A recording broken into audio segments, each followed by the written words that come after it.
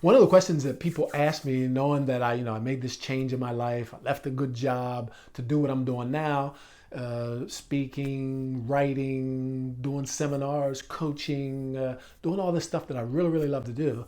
Um, Sometimes people ask me, so, okay, well, but what did you do like right after you left?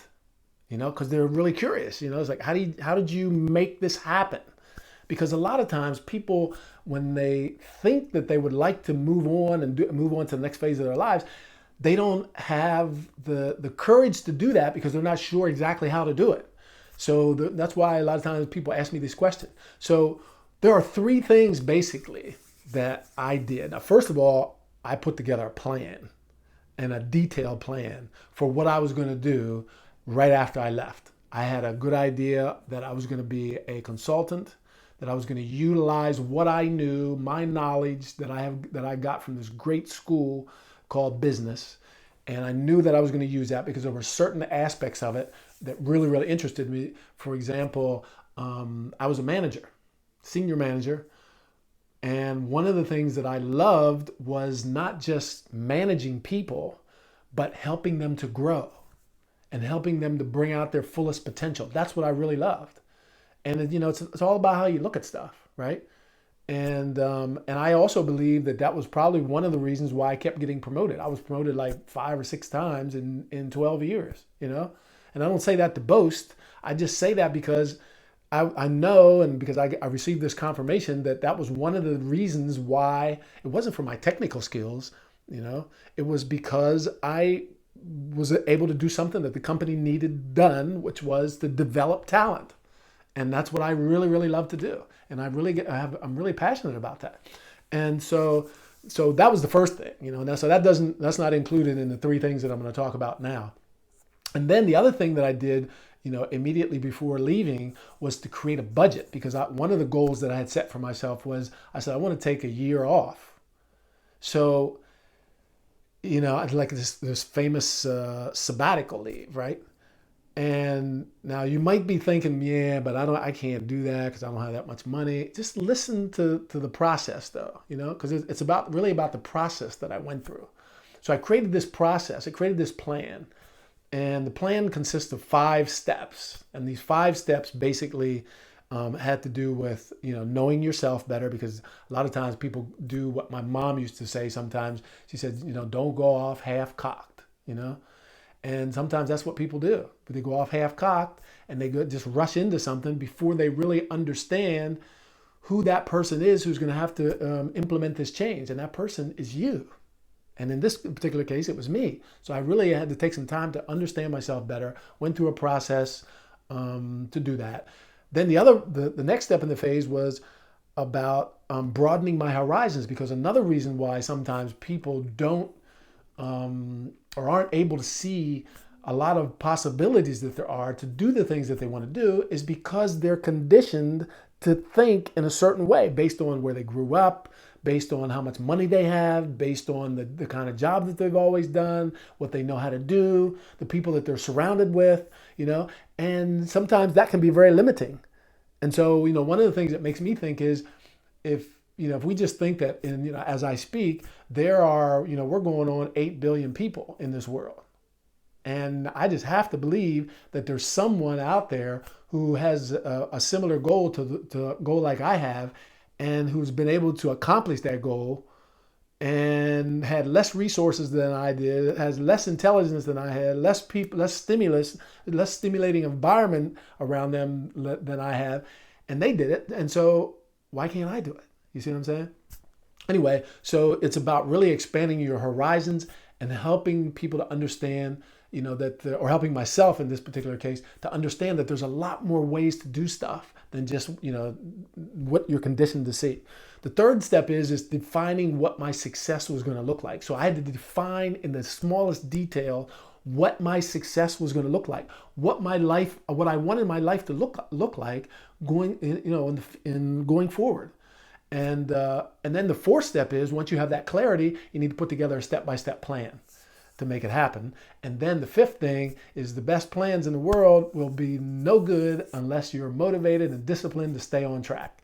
And so you got to figure out how to keep yourself motivated and help you how to keep yourself disciplined and on track. And so anyway, those are the things I kind of had set up before I left. And then so so what I did after I left, first of all, I followed that budget to a T. I followed the budget to a T. So since my life was a little different than the one I had been living before while I was working in a company, not only did I made this budget, I wanted to make sure that the budget was correct.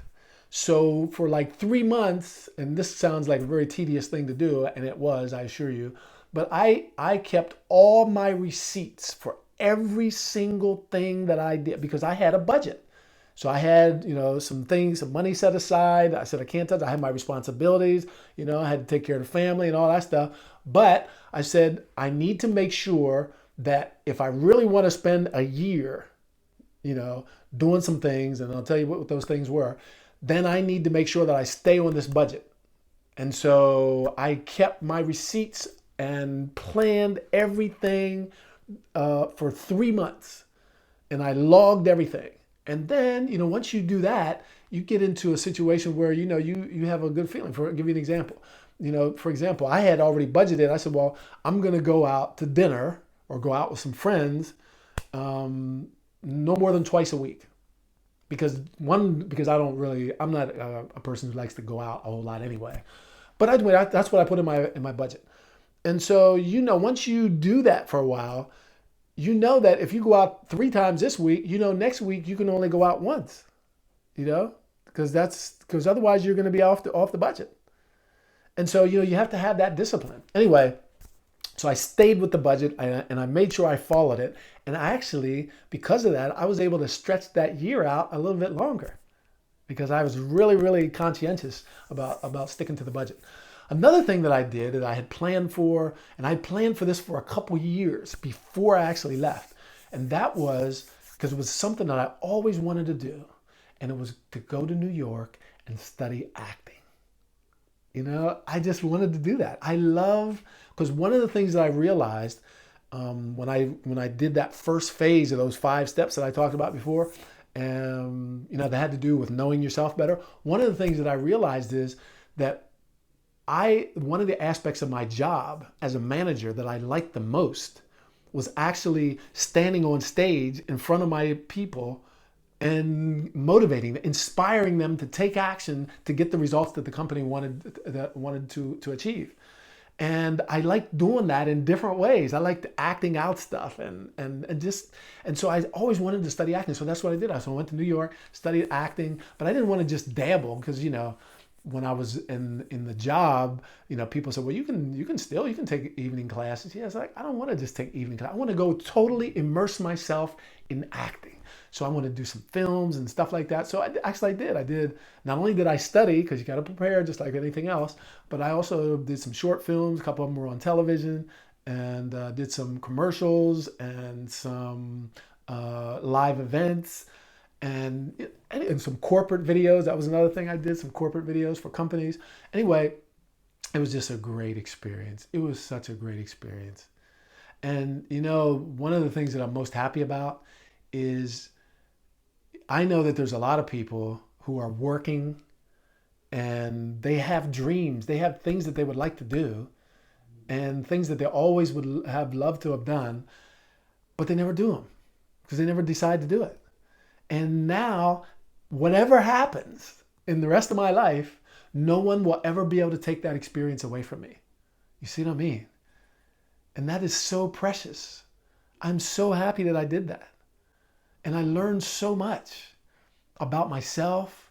I learned about my capabilities. It helped me to enrich my speeches even more and my communication even more. Because the other thing that I learned over the years is about when I do my speeches is that there's a difference between speaking and communicating. And a lot of people don't understand the difference. They think if you just get up and talk to people, that's communicate. It's not. There are 2 different things. You might speak and communicate, but you might be just speaking. And if you just speak, you might or might not get the result that you're looking for. Anyway, so, but I learned that about myself too. So that was such a great experience. And then, and that was something that I was able to check off. I internalized it. I'll be honest, if I had been maybe a little younger, I might have, kept on beating the pavement a little bit more to, see maybe I could have come out of that career. But my true love is inspiring people to get better results. And I knew that, and I said, I got to go back. And so then what I did, this was the third thing that I did, was I said, okay. And I see people struggle with this sometimes, because sometimes people say, well, I would like to do this. And they think about maybe starting up their own business or whatever. And they're not sure how to do it. And they think that they have to just dive right in and start up their own business. Well, that's really difficult if you've never done that before. And so what I decided to do was I said, I think I'm going to look for a company who, and this is another one of those things that in another video I talked about how the universe sometimes conspires to help you. I happened to run into a company that gave me this idea. It was a training and development company in Italy, and they were looking for people to become trainers for them and coaches. And I was like, wow, that could be pretty cool. And so I did that. I went through their program, and they said, if we like each other, we will find you customers. I said, that could be a great way to get started. Learn the industry, learn the business. I also said to myself, I said, I have a lot of experience. I have a lot of business experience. I have a lot of management experience. But I'm not sure how to package that and to give that to my future customers. I'm not sure how to do that. So this was a great opportunity that helped me to be able to do that and to learn those things that I didn't know, right? And then after I was there with them it was kind of like on the job training after a while, because they found me customers. They didn't pay me very much, but it was okay because I was still learning.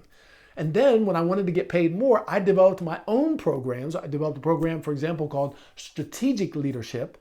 And then they sold that for me, and I got paid like 4 or 5 times more each day that I was out there training than I did before when I was just doing their stuff, And so it was a great way to ease in. And so that was like years ago. Now I don't even work with them anymore. I have my own customer base, and I'm doing my own thing, And so now I've worked with big, multinational companies. I've worked with small to mid-sized companies. And, so a lot of times people think that they just have to go all in. I'm going to start up my own business. But, that could be an alternative to starting, just diving in right away, especially if you don't know how to do it, right?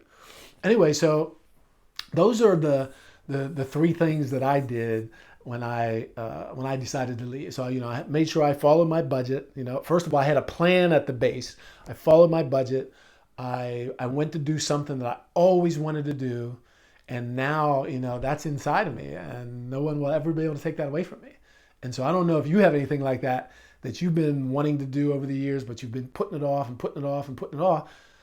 If you put together a plan, a lot more things are possible than you might think are possible. And then the third thing is, I went and found this company, found it by chance, but if I had to go back again, I would probably look for a company like that.